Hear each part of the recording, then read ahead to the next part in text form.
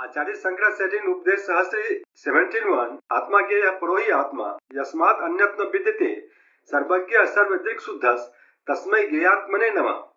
The self is to be known because it is supreme, unsurpassed by anything, all-knowing, all-seeing, and pure. I bow down to that self which is to be known.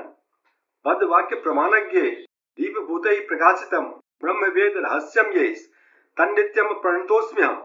I always bow down to those teachers who are conversant with words, sentences, and source of knowledge, and who, like lamps, have shown clearly to us that Brahman, which is the secret of Vedas.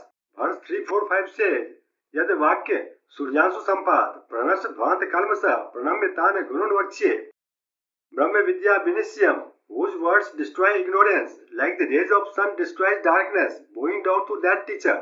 I shall describe now the conclusive knowledge of Brahman. आत्मलाभात् परो नान्यो लाभः कश्चन विद्यते यदार्था वेद वादास्सो स्मर्थतास्सो अपि तु या क्रिया.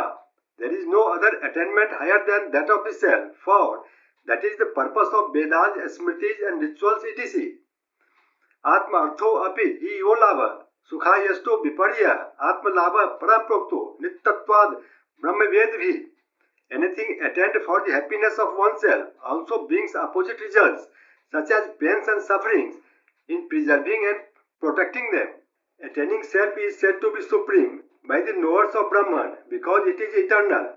Vedanta Upanishad 1:4-8 says, Tad etat preya putrat, preyo vittat, preyo anyasmat, sarvasmat. Antarataram yad yo atma. This self is dearer than a son, dearer than wealth, dearer than anything else, and is the innermost.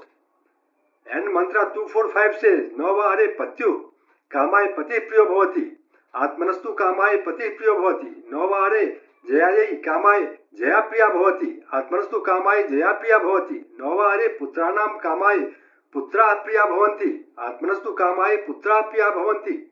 It is not for the sake of husband, my dear, that he is loved, but for one's own sake, that he is loved. It is not for the sake of wife, my dear, that she is loved, but for one's own sake, that she is loved. It is not for the sake of sons, my dear, that they are loved, but for one's own sake, that they are loved.